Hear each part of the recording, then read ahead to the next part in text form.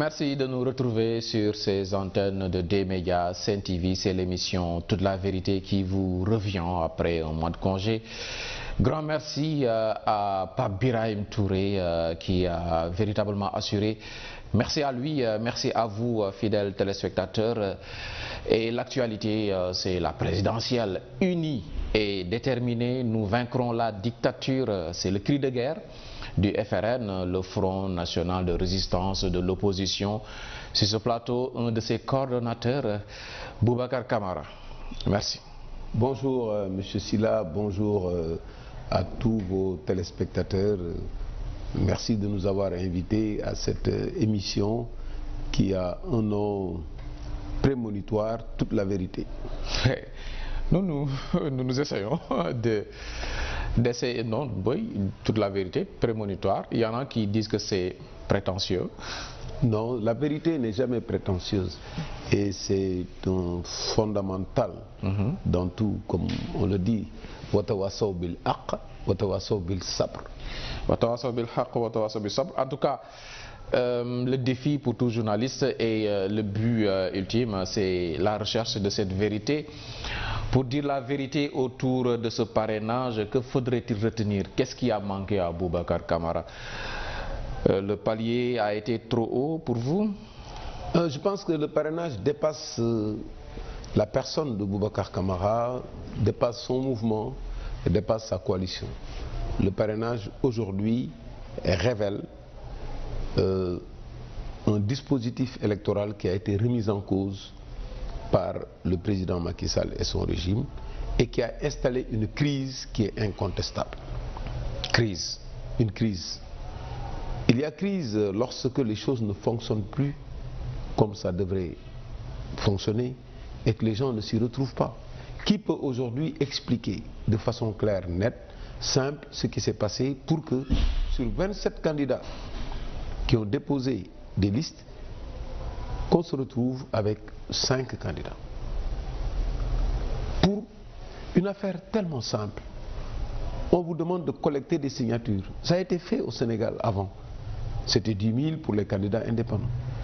On vous demande de collecter des signatures sur la base d'une carte d'identité CEDEAO. Vous recopiez ces pièces d'identité sur une fiche et les parrains signent. On vous demande de contrôler l'identification de ces fiches, de ces parrains et leur signature. Et au résultat, une application informatique élimine la majorité en disant qu'ils ont des rejets qui ne sont même pas régularisables. Oui, nous allons revenir sur les détails, mais vous nous parlez de signature de cette manière, comme qui dirait que c'est facile, vous nous dites. Ce n'est pas facile. Mais il s'agissait d'avoir au moins 2000 signatures dans 7 localités différentes, 7 régions différentes du Sénégal. Alors, revenons sur le projet parrainage. Le projet parrainage a été vendu au peuple sénégalais pour expliquer qu'on ne devrait pas avoir des candidatures fantaisistes, ce qui est raisonnable. Et pour ne pas avoir des candidatures fantaisistes, on demande à ceux qui veulent être président de la République d'avoir un minimum de légitimité en collectant un nombre de signatures données. Je trouve que 53 000 au minimum et 66 000, c'est raisonnable pour un fichier de 6 millions. Alors, ces candidats potentiels vont à la recherche de ces signatures. Les déposent. Ce n'est pas facile. Nous, on a collecté 120 000 signatures. On a déposé la moitié et on a attendu parce que dans le schéma, il était question de régulariser. Surtout, régularisation de doublons externes. Donc si quelqu'un dépose avant vous et que le parrain signe 2 fois, vous perdez le parrainage. Donc il fallait avoir un stock de réserve. Mais qu'est-ce qui s'est passé? Le problème, c'est que la façon dont le parrainage a été contrôlé a été viciée. Les actes préparatoires viennent du ministère de l'Intérieur. On contrôle le parrainage sur la base d'un fichier, donc de la liste globale des électeurs et de leur localisation. Mais voilà le problème. Le ministre de l'Intérieur n'a jamais partagé ce fichier. Il a systématiquement refusé, en violation de la loi, de donner ce fichier-là. En violation de la loi? Oui. Le fichier sera donné aux candidats. retenu. Non. C'est ce que stipule la loi. Non. Il y a deux dispositions qui sont expresses et une disposition tacite. La première disposition expresse, c'est que les partis légalement constitués ont un accès permanent pour les besoins de l'audit du fichier. Ça n'a pas été respecté. La deuxième disposition expresse, c'est qu'à 15 jours de l'élection au moins, on doit remettre ce fichier-là. Ça, on n'en est pas encore là. La troisième disposition tacite, c'est qu'on a demandé par une loi à des candidats à la candidature de collecter 0,8 à 1% du fichier. Donc, vous devez leur donner la base. Vous devez absolument. Ce qu'ils ont fait pour le Conseil constitutionnel. Ça, c'est l'opinion de Boubacar Camara. Non. Ce qu'ils ont fait pour le Conseil constitutionnel. Il n'y a aucun texte qui demande au ministère de l'Intérieur de remettre le fichier au Conseil constitutionnel. Mais il n'est pas possible de contrôler le parrainage si le Conseil constitutionnel ne dispose pas d'un fichier. Ils ont remis un fichier. Les militants sont sur le terrain. Vous les croisez. Ce sont des Sénégalais. Vous y allez, vous allez à la pêche. Ensuite, vous venez, on vous contrôle. Mais on a été obligé de faire ça. Mais en fait, ce qu'il fallait donner, c'est l'ensemble des électeurs, leur localisation, qu'il n'y ait pas de possibilité d'erreur. Le plus simple, vous mettez le fichier dans une tablette, comme on a fait pour le recensement de la population, c'est 15 millions de personnes. Et ça s'est fait sans problème. Vous mettez tout dans le fichier avec une empreinte digitale, il n'y aura pas de doublon et il n'y aura pas d'inscrits sur le parrainage qui ne soit pas sur la liste. Mais ils ont mis en place ce dispositif pour coincer les électeurs. Donc il vous rétorque que voilà, s'il vous avait donné ce fichier, il vous aurait été loisible de rester dans vos salons et de concocter vos parrains, les listes de vos parrains, et de le faire, sans en violation de la loi. Je pense que ce n'est pas sécurisant de donner le fichier à tout le monde. Non, ça c'est irrespectueux d'abord. Ensuite, c'est eux qui savent faire ça. Nous, on va collecter des parrains qui existent, qui signent. Il y a la signature, tu ne peux pas mettre dans ton salon parrain, le gars il signe, et il y a des fiches qui peuvent être contrôlées. Ils ont la base de données de toutes les signatures. Non mais ça vraiment c'est un argument irrespectueux. Donc aujourd'hui ce qu'ils auraient dû faire, ils ne l'ont pas fait. Pourquoi? C'est ça le problème. C'est parce qu'ils voulaient manipuler le fichier avant de le remettre au Conseil constitutionnel. L'autre argument qui émane du camp de la majorité, c'est que mais quand même, il n'y a pas que Macky Sall qui a réussi le stage ou l'examen du parrainage. Ils sont 5. Il y a Macky Sall, le président sortant, oui, mais à ses côtés, il y a Idrissa Seck, il y a Issa Sall, il y a Ousmane Sonko, il y a Madické Niang tout de même. Bon, alors, vous savez, lorsque vous collectez des signatures, vous allez voir vos militants, ils signent pour vous. Et il y a des partis qui ont une expérience et qui ont participé activement à des élections, qui ont une base de données de leurs militants et qui se sont limités, comme ils n'avaient pas le fichier à jour, ils se sont limités à leur base de données sur le fichier de 2017.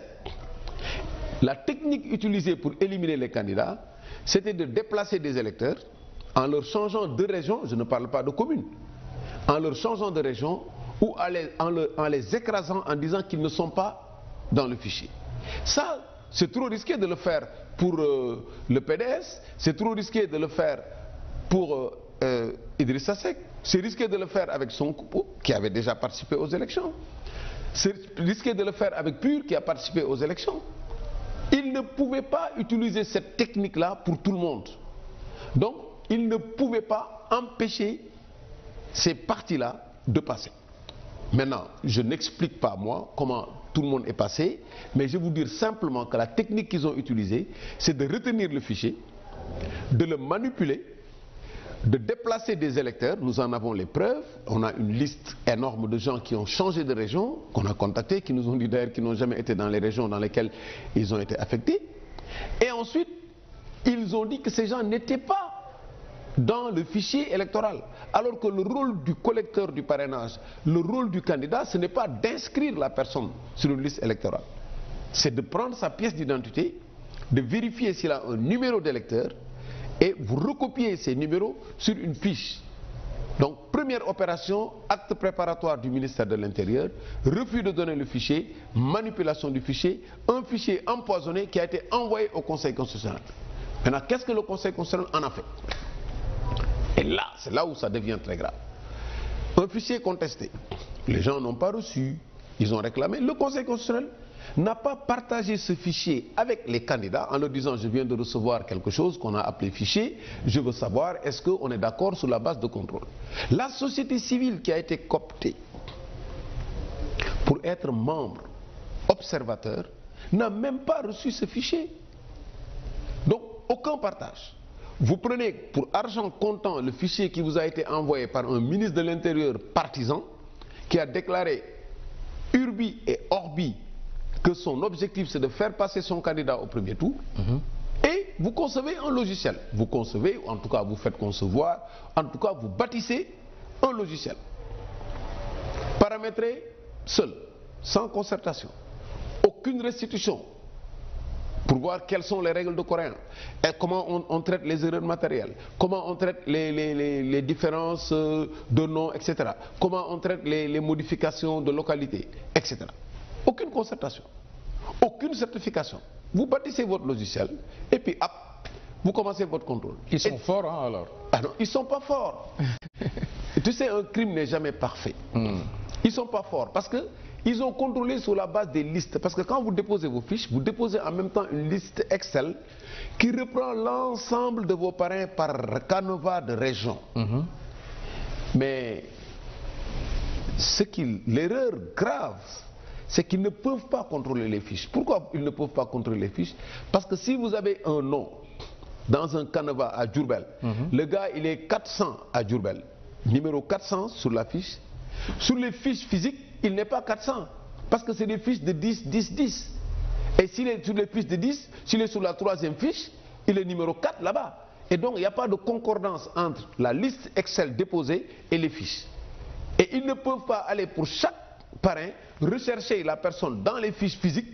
Donc ils n'ont pas contrôlé les fiches physiques. Alors que la Constitution est claire, article 29 alinéa 5, le parrainage c'est la signature d'un électeur. Et la jurisprudence est claire dans l'affaire Youssou Ndour, Keba Kane, Abdourahmane Sarr. Ils ont contrôlé les fiches et ils ont dit que ces gens avaient moins de 10 000 sur la base des signatures. Nous sommes en 2019 quand même, Boubacar Camara. Contrôler des fiches, fiche par fiche, électeur par électeur, pendant que l'électronique est là, les ordi sont là, les fichiers sont là, c'est pas possible quand même. En 2012, il y avait des ordres. Oui, vous étiez combien de candidats à la candidature? C'est vrai, le volume a beaucoup changé. C'est pas possible de contrôler fiche par fiche. C'est un jeu d'enfant. On ne vous demande pas de contrôler fiche par fiche. En 2012, ce qu'ils ont fait, ils ont vérifié si la personne... Je parle de 2019. Non, je te parle de 2012. Il y avait l'ordinateur aussi. Ils ont confronté les fiches saisies avec le fichier électoral. Et ils ont contrôlé les signatures. C'était simple. Aujourd'hui, mais c'est encore plus simple parce qu'il y a tellement d'outils qui permettent, quand tu as le fichier contrôlé, de le confronter à la fiche ressaisie d'abord, et au besoin, comme ils l'ont dit d'ailleurs dans la première décision du Conseil constitutionnel, ils ont dit au besoin on se réfère aux fiches. Mais au besoin. Au besoin. Mais justement, il y avait le besoin parce qu'il y avait tellement d'incohérences, il y avait tellement d'erreurs matérielles, il y avait tellement de manipulation du fichier qu'il fallait tout recontrôler. Et comme ils n'ont pas eu le temps de le recontrôler, ils se sont contentés juste de vérifier des listes, des numéros, des lettres, des fautes d'orthographe, pour dire ça, ce n'est pas bon. Mais le plus grave, ils ont dit que ce n'était pas régularisable. Oui. Au nom de quoi? Aucune constitution, aucune loi, aucun texte du ministère de l'Intérieur, aucune décision même du Conseil constitutionnel ne leur permet de dire que ce n'est pas régularisable. Et vous savez, ils l'ont dit où? C'était pas dit en amont. Non. Et ils l'ont dit où? Ils ont pris un texte, une sorte de note explicative sur les régularisations, non signée, pour dire voilà les trucs régularisables, voilà les rejets non régularisables. C'est la catastrophe. C'est du jamais vu. Que répondez-vous à ceux qui disent que voilà, vous vous êtes montrés dans l'histoire comme des novices, à la limite vous avez fait preuve d'une naïveté extraordinaire, vous, les novices du landerneau politique sénégalais, pourquoi n'étiez pas vous allé vers l'information pour vous enquérir de toutes les modalités de ce parrainage. Mais je vous dis, ceux qui considèrent que c'est des novices, ils ont affaire à des novices, ils se trompent. La preuve, la crise s'est installée parce que justement ces novices-là ont mis le doigt sur la plaie. Aujourd'hui, personne ne peut contester les informations que nous donnons sur cette affaire-là et comment elle s'est déroulée. Ils disent que le parrainage c'est fini, hein? Ils ont tourné la page du parrainage. Oulala, ça, je pense que c'est pour se donner bonne conscience. Ils savent très bien qu'une crise s'est installée, une crise qui devient internationale parce que toutes les institutions commencent à s'en occuper. Ils font des délégations pour parler à tout le monde. Ils ont rencontré le Front de résistance nationale, ils ont rencontré le ministère de l'Intérieur, ils ont rencontré la Sénat et aujourd'hui tout le monde se rend compte qu'il y a une irrégularité incroyable, voulue, organisée, préparée par le régime, un fichier empoisonné, envoyé au Conseil constitutionnel, qu'il a utilisé et qui a donné des résultats. Mais voilà, le calendrier électoral est respecté, l'agenda en tout cas jusque-là. Il y a une liste provisoire qui est sortie. Le 20 prochain, il y aura la liste définitive des candidats. Le 24, il y aura la présidentielle. Que voulez-vous faire ou que pouvez-vous faire face à cet agenda? Vous savez que la politique, c'est un combat qui est fondé sur un rapport de force. Aujourd'hui, le rôle de l'opposition, c'est d'expliquer aux populations que le produit qu'ils vous avaient vendu en 2018, en vous disant que le parrainage a pour objectif d'éliminer les candidatures fantaisistes, a produit le contraire, c'est-à-dire éliminer des candidats gênant. Aucun candidat n'est fantaisiste. Vous avez vu ceux qui ont déposé leur candidature? C'est des gens qui ont géré cet état-là, des anciens premiers ministres, des gens qui ont fait leurs preuves et d'autres qui ont une expérience politique avérée. Aujourd'hui, c'est au peuple sénégalais de comprendre que le président Macky Sall et son régime ont fini de casser le dispositif électoral qui était là en 2000 et en 2012. En quoi faisant? Les cartes électorales. Ils ont regroupé les deux cartes et ils ont eu l'occasion de faire une refonte avec des cartes non distribuées, des cartes manipulées, des cartes perdues, des cartes envoyées partout. Aux élections de 2017, ils étaient obligés devant la pression de demander au Conseil constitutionnel de laisser à tout le monde l'autorisation de voter même avec des anciennes cartes. Le fichier. Je viens d'en parler. Rétention, manipulation. Deuxième dispositif qu'ils ont cassé. Troisième dispositif, c'est le ministère de l'Intérieur, qui était un ministère de l'Intérieur partisan, on ne connaissait plus pour des élections. Ils l'ont ramené avec d'abord les législatives, après il l'a félicité malgré le chaos électoral qu'on a vu. Aujourd'hui, il insiste en disant Douma Kodef, je garde le ministre de l'Intérieur. Troisième pilier qu'il a cassé. Quatrième pilier, c'est le parrainage. La catastrophe. C'est l'ingénierie de la fraude électorale. Et qui est tellement flagrante cette ingénierie qu'aujourd'hui, personne ne comprend. Donc c'est au peuple sénégalais, je disais, de se dire, mais attends, est-ce qu'on peut accepter qu'un président qui est compétiteur vienne changer les règles du jeu? Si les Sénégalais l'acceptent, c'est très bien, mais l'opposition doit mener son combat. Ce calendrier doit être respecté. On se bat pour ça, il y a une liste provisoire. Il y a des réclamations qui ont été déposées. On verra. Maintenant, si ils continuent dans la fuite en avant, dans l'escalade, ben, les conséquences, c'est eux. On va basculer vers l'instabilité parce que l'opposition va se battre pour une élection libre et transparente parce que le président Macky Sall et son régime sont en train de casser la dynamique de transparence qu'on connaît du Sénégal depuis longtemps. C'est quoi l'idée d'un boycott? Non, pas de boycott, ça serait trop facile. On n'a même pas boycotté le parrainage. On a dit à tous les partis qu'ils sont libres de régulariser, de faire le recours. L'idée est de se battre pour que Macky Sall recule, qu'il arrête cette histoire parce qu'on l'a pris la main dans le sac. L'État a triché, on l'a pris la main dans le sac. Il est le responsable de la stabilité. Il n'a qu'à dire aux Sénégalais, Sénégalais, j'ai essayé de tricher avec le parrainage, ça n'a pas marché. Maintenant, je recule. Essayons de trouver une solution pour contrôler le parrainage. Acceptons que ceux qui ont déposé leur caution fassent le parrainage. Prenons des mesures. Convoquons d'urgence l'Assemblée nationale pour des lois de validation.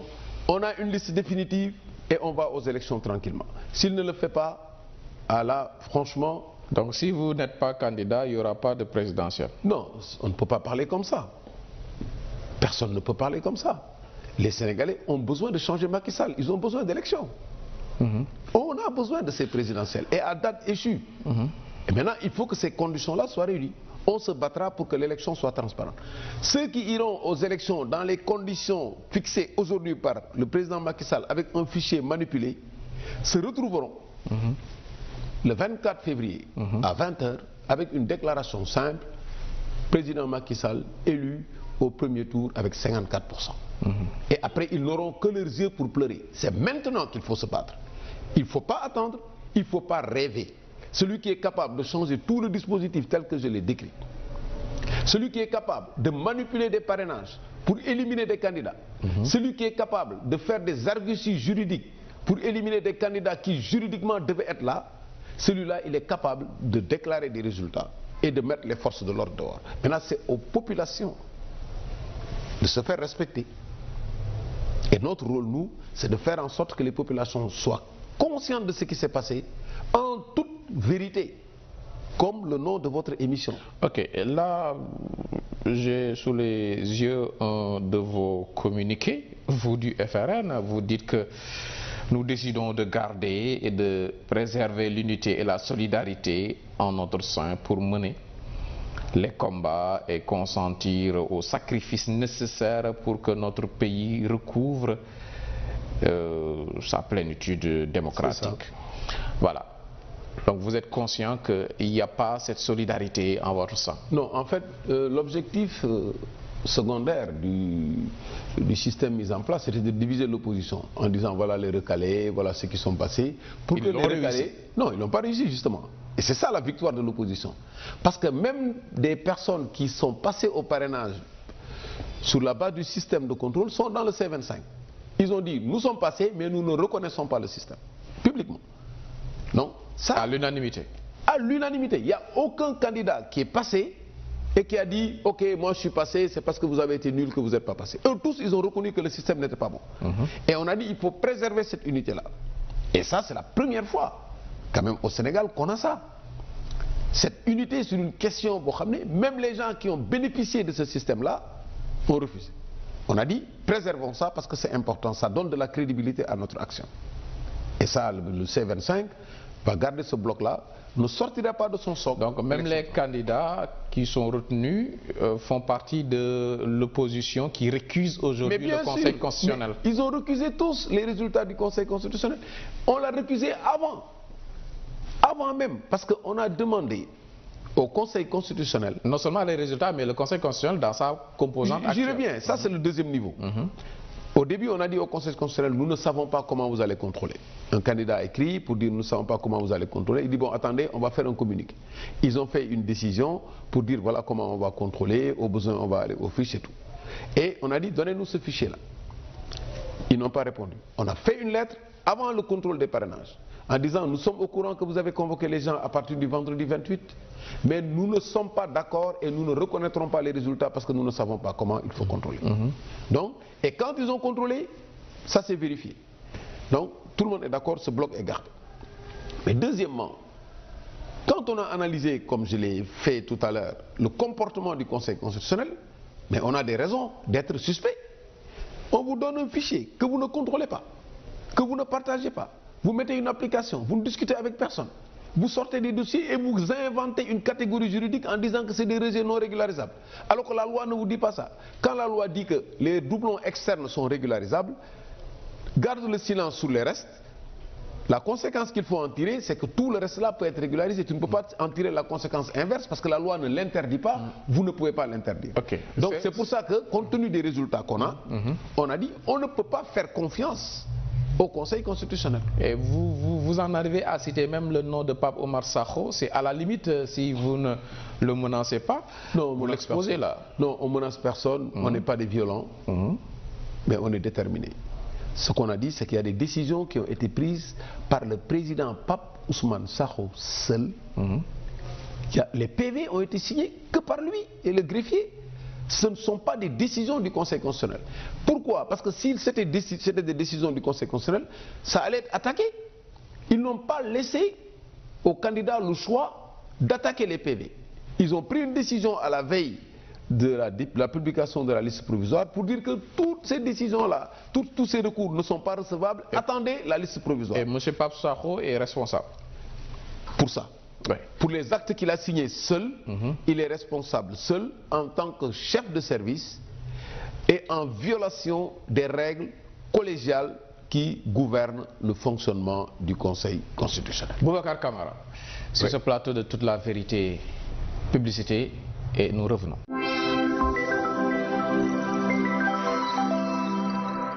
Amazon rek ci jus de fruits ëpp na. Amazon daal. jus bu neex la. soo koy naan. waaw da ngay def ay fruits. jus Amazon. bariwul suukar. am na Amazon orange. waaw. am na Amazon mangue. ñaar. am na cocktail bi. ñett. am na Amazon ananas. ñeent. am na Amazon pêche. ma ne yow Rose ana Amazon. Amazon rek ci jus de fruits ëpp na. salaamaaleykum. maaleykum salaam sama jigéen gën naa la gis. maa ngi fi. naka sama jarbaat. moom laay ñëw jëndal sax couche Gold Star jaay ma benn paquet numéro 4. numéro 4. ah merci beaucoup. nga nuyul ma sama jarbaat. benn couche. ah déedéet Diallo waxuma bii de bii fi soxna si jënd léegi laa wax. yow ni nga muusee kon yaa ngi doon bàyyi xel soxna si couche Gold Star bi mu doon jënd. ah waaye Diallo lu baax ñëpp ko bëgg doole yëmul rek rawatina di jëm ci mbirum xale. te couche Gold Star sax moo gën ci couche yi.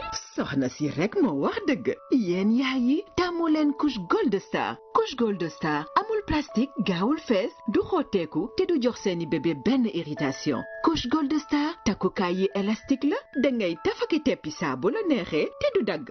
couche Gold Star soo ko couché sa bébé dafay nekk ci jàmm mouvement bu ko neex def bu dee guddi nag dafay nelaw ba yandoor ndax couche Gold Star mooy mbégte doom di noflaayu yaay.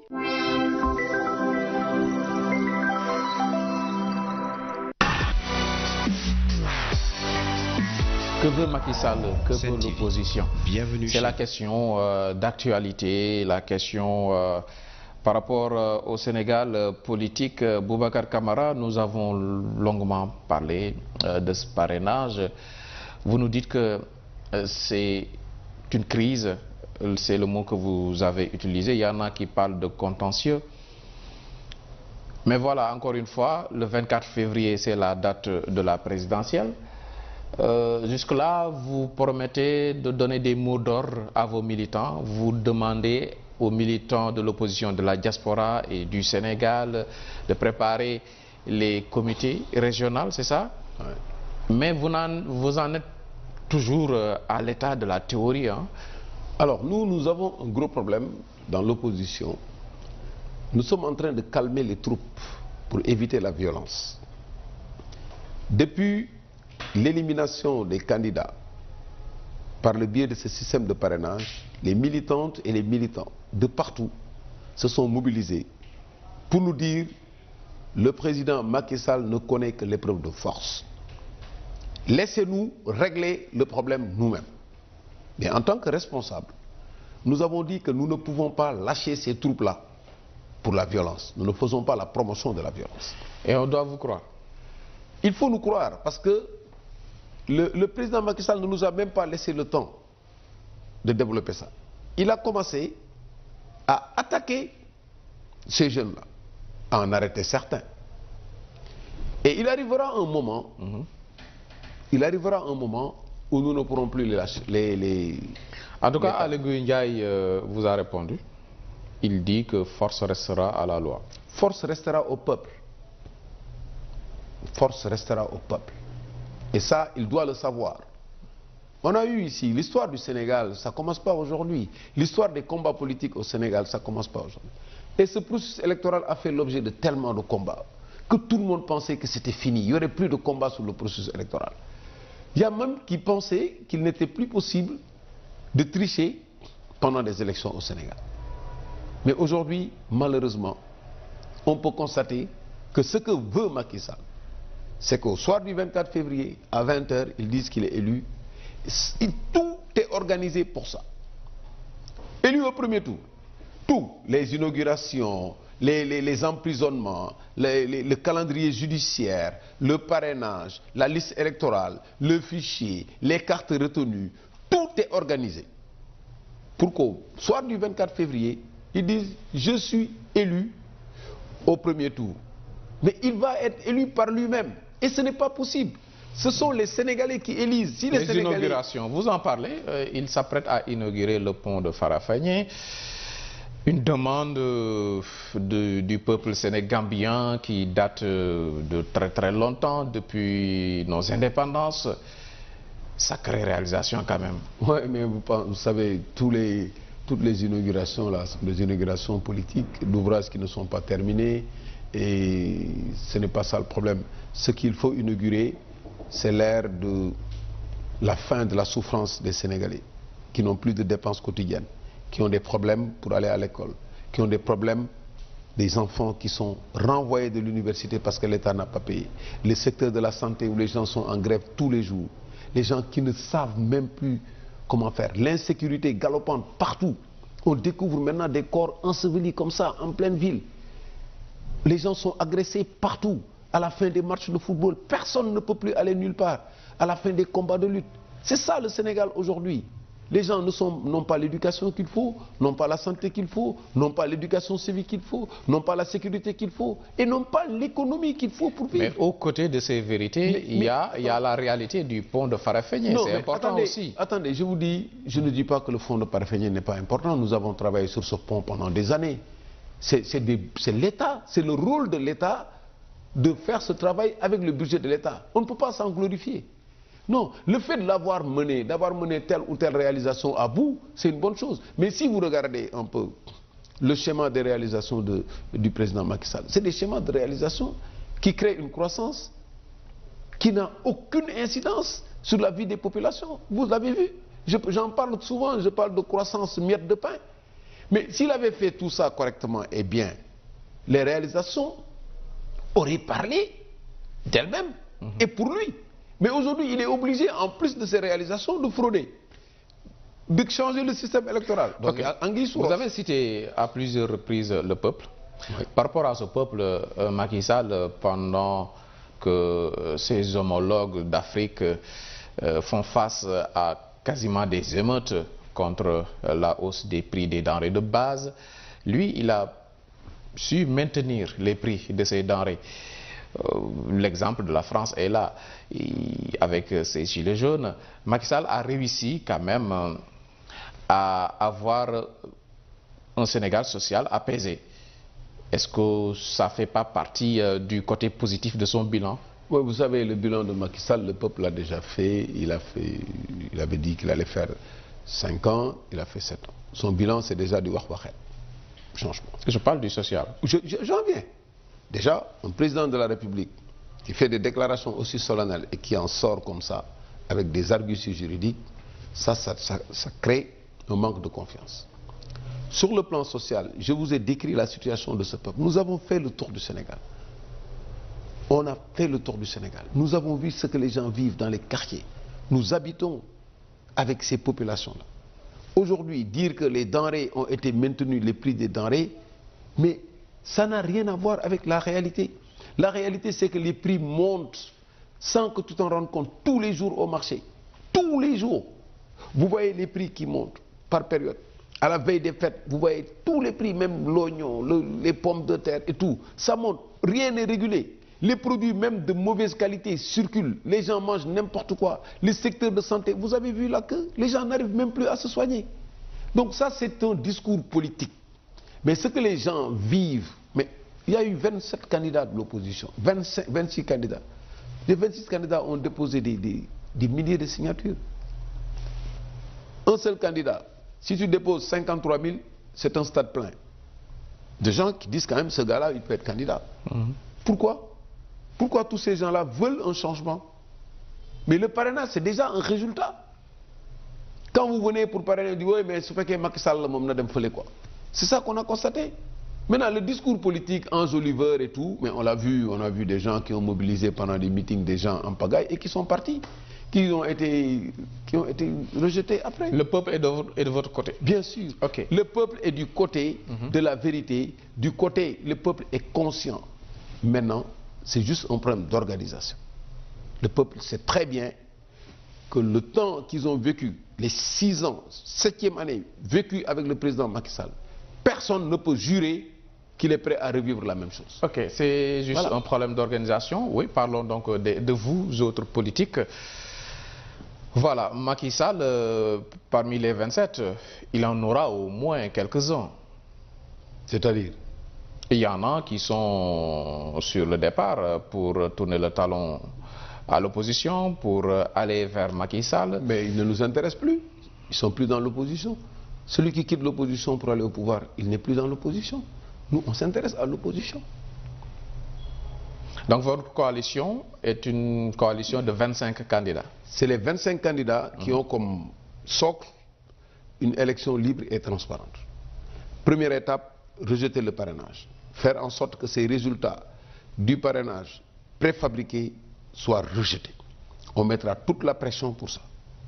Ça ne s'arrête pas là. Il faut se battre pour que l'élection soit transparente, que le fichier soit mis à la disposition de tout le monde. Aujourd'hui, la société civile embouche la même trompette que nous. Ils disent clairement qu'il faut absolument que le fichier-là soit à la disposition de tout le monde. Mais c'est élémentaire.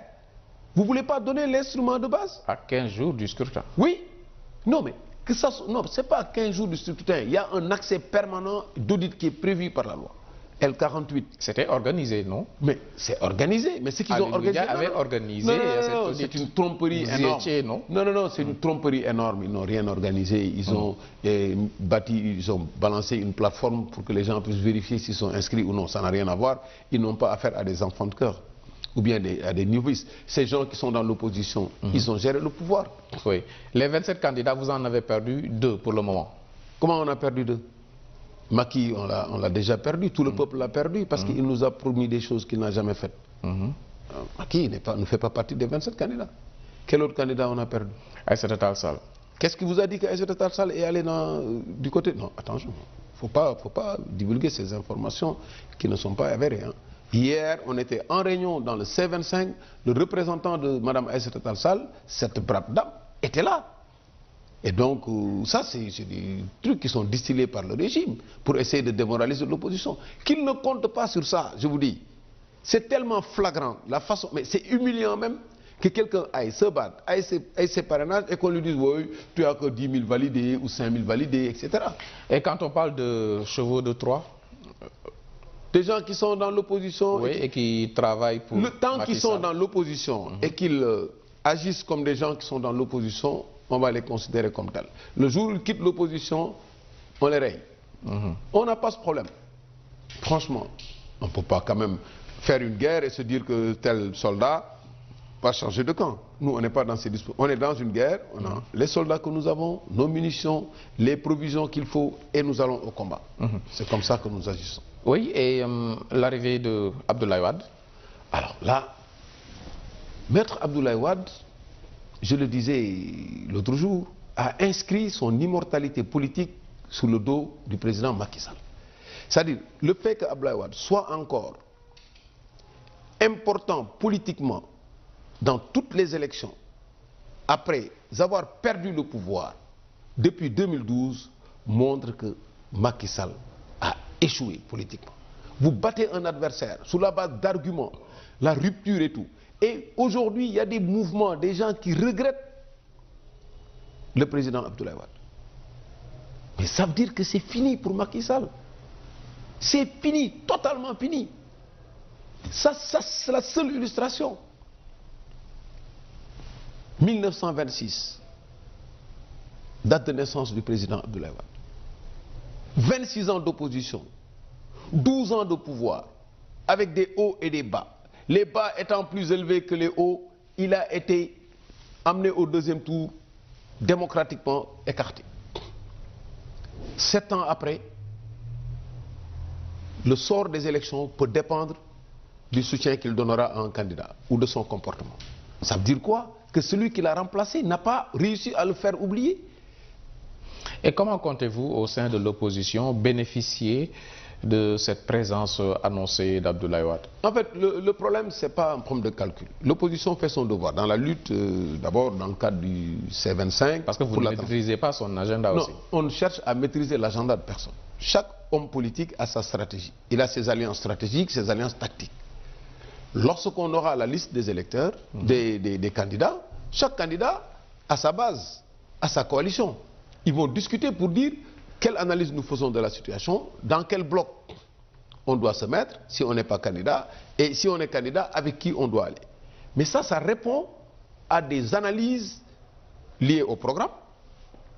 Il y a des opposants, il y a des candidats qui ne vont jamais s'allier avec quelqu'un pour des postes et tout ça. C'est parce que quand même il y a des convergences de programmes, les gens se battent pour des programmes. Les gens se battent sur la façon dont les institutions doivent être menées, parce que ce qu'il faut éviter, c'est ce qu'on a connu. Promettre A et faire B. On a vu ça. Les gens qui promettent de respecter les trucs des assises nationales, comme le président Macky Sall qui n'a rien respecté, qui a promis de ne pas toucher la constitution et a fait un référendum pour dire qu'il a la meilleure constitution du monde en 2016, et en 2018 tu changes la constitution pour introduire le parrainage. Donc, des gens qui feront des alliances de principe. Il y a d'autres qui chercheront à faire des alliances pour avoir des strapontins et tout, mais ça ne nous intéresse pas. Donc, tout dépendra des partis politiques et de leur stratégie. Et maintenant, le PDS et le président Wade, comme les partisans de Khalifa et les autres partisans des candidats qui ne participent pas à l'élection, ils auront leur stratégie. Et ça va se décider. Ils auront leur stratégie, mais est-ce que vous imaginez Khalifa ou le camp des Wade ne pas soutenir un candidat issu de l'opposition? Ah non, ça personne ne l'imagine. L'opposition va faire bloc. Moi, ce que je parle dans l'opposition. Parce que moi, le pouvoir, pour moi, c'est fini. Maintenant, c'est comment le faire partir et comment changer le pays. Il y en a qui soutiennent cette thèse que Abdoulaye Wade peut ne pas soutenir un candidat de l'opposition. Que Khalifa Sall également peut ne pas donner de consigne de vote. Ça, je vous dis, c'est ça que je vous dis. C'est-à-dire qu'aujourd'hui... vous ne l'imaginez pas? Non, moi je ne l'imagine pas, d'une part, mais je sais exactement d'où vient cette façon d'analyser. C'est le pouvoir qui se dit, la catastrophe pour moi, c'est que l'opposition soit unie. Il n'avait pas prévu que ces 25 candidats, recalés ou non, fassent bloc. Et dans ce bloc, il y a de grosses pointures qui ont déjà fait des élections. Et donc il se dit que s'ils se réunissent, même s'ils répartissent leur soutien sur 2 ou 3 candidats, on va au deuxième tour. Et le problème, tout le travail qu'il a fait depuis des années pour casser le dispositif, c'était pour passer au premier tour. Même ils ont même inventé des sondages pour dire qu'ils ont tel pourcentage. Donc, si à la fin ils voient que l'opposition, contre toute attente, s'est retrouvée, leur politique c'est quoi? C'est de démoraliser l'opposition en disant « Oh, parmi vous il y a des taupes, oh, parmi vous il y a des gens qui sont avec nous, parmi vous, etc. » Mais ça ne marchera pas. Aujourd'hui, les Sénégalais ont compris qu'on leur a pas dit la vérité sur la rupture, sur la famille, sur l'enrichissement. L'État est devenu un instrument d'enrichissement personnel et familial, un instrument de règlement de compte. Mais vous avez vu le cas de Khalifa? Le cas de Khalifa Sall, c'est l'illustration de la prégnance de l'exécutif sur le législatif et sur le judiciaire. Mais vous voyez, quelqu'un, tu le tues et tu dis, on ne va même pas l'enterrer dans les cimetières. Ils sont en train d'enlever sa qualité de député. Tu le condamnes. Tu dis qu'il a détourné. Finalement, on ne parle pas de détournement. Tu dis qu'il n'a pas d'immunité parlementaire. Finalement, vous levez son immunité parlementaire. Vous le révoquez de la mairie. Vous dites qu'il n'est pas candidat. Il a déposé un dossier. Et vous prenez une décision de justice que vous mettez dans son dossier.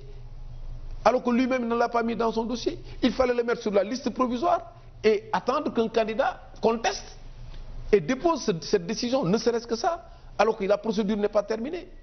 Mais vous avez vu ça? Mais voilà la situation de ce pays. Il y a un homme qui est responsable. C'est l'État qui a mis une décision de justice dans le dossier de Khalifa Sall. Mais Khalifa Sall n'a pas déposé son arrêt. Parce que quand il déposait son dossier, il n'y avait pas encore... Parce que tout le monde s'attendait à ce que Khalifa Sall fasse partie des candidats de la liste provisoire, au moins. Et recaler le vent après un recours introduit par Macky Sall. Mais franchement, c'est le minimum. Les étudiants de première année, ils comprennent ça. Mais ils ont Mais là, le demandé... Conseil constitutionnel parle de sa qualité d'électeur. Non, la qualité d'électeur, c'est ça aussi, c'est une grosse arnaque. La qualité d'électeur, c'est très clair, c'est l'article L27 du Code électoral. Vous avez 18 ans révolus et vous jouissez de vos droits civiques et vous n'êtes pas frappé d'incapacité. La qualité d'électeur n'a rien à voir avec la qualité d'électeur inscrit. Tu peux être électeur, c'est ton droit. Comme le vote n'est pas obligatoire, si tu n'es pas inscrit, tu n'as pas le droit de participer au vote. Ok. Et l'internationalisation de votre combat? Vous avez insinué tout à l'heure que partout vous allez au niveau des institutions, d'accord, au Sénégal, mais par rapport aux ambassades, il y a les États-Unis qui alertent leurs ressortissants qui vivent ici au Sénégal de faire gaffe simplement parce qu'ils ont peur du contexte. Mais vous également, est-ce que vous êtes en train de porter ce combat au niveau des chancelleries? Absolument. On a commencé ce combat-là, on a touché les chancelleries les plus importantes et ce travail va continuer. Et vous savez, le Sénégal quand même est un pays qui attire beaucoup l'attention parce que ça fait partie des pays les plus stables de la zone et un pays dans lequel beaucoup d'investissements ont été consentis. Et donc ça intéresse beaucoup les bailleurs de fonds et c'est un pays qui a quand même une histoire démocratique, qui a connu 2 alternances pacifiques, sans contestation et tout. Donc si il y a des menaces sur la démocratie au Sénégal, tout le monde s'en occupe. Et c'est pour ça que nous avons également ce volet-là dans notre travail. Et aujourd'hui, nous sommes en train d'informer tout le monde, de les avertir. Et je pense que ça, c'est notre devoir.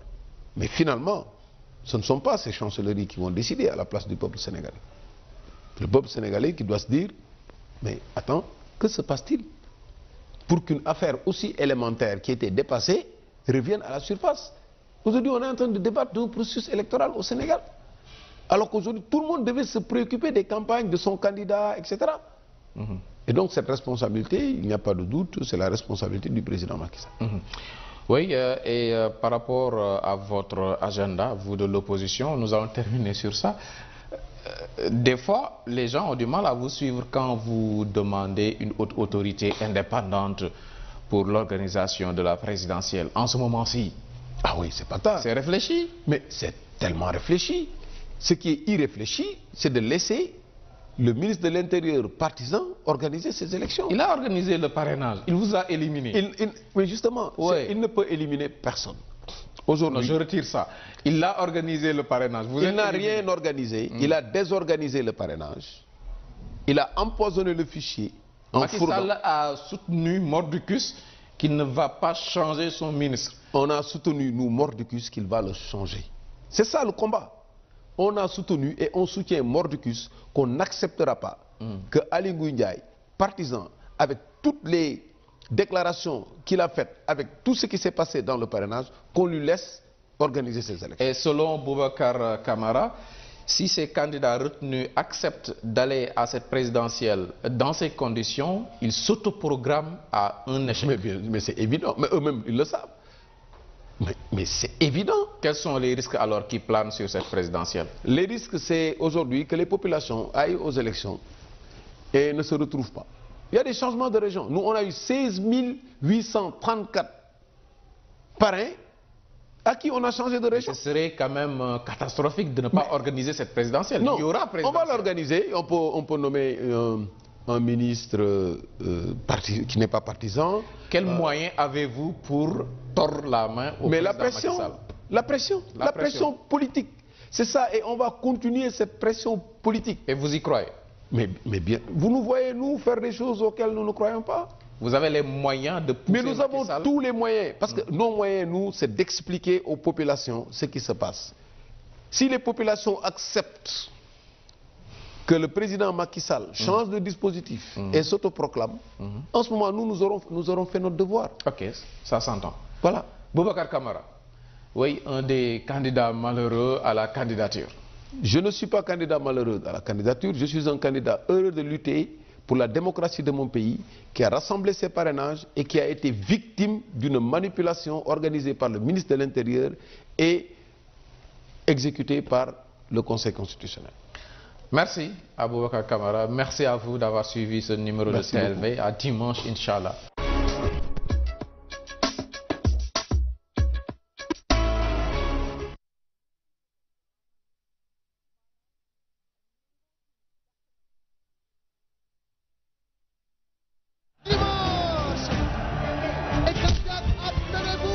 Vous aviez promis qu'une fois élu, vous allez régler les problèmes de l'école. Dès à présent, je demande au gouvernement de prendre toutes les dispositions requises. Sénégal. Merci beaucoup. Affaire de bidaa bi nu war gas suul ñun ñëpp benn lañu.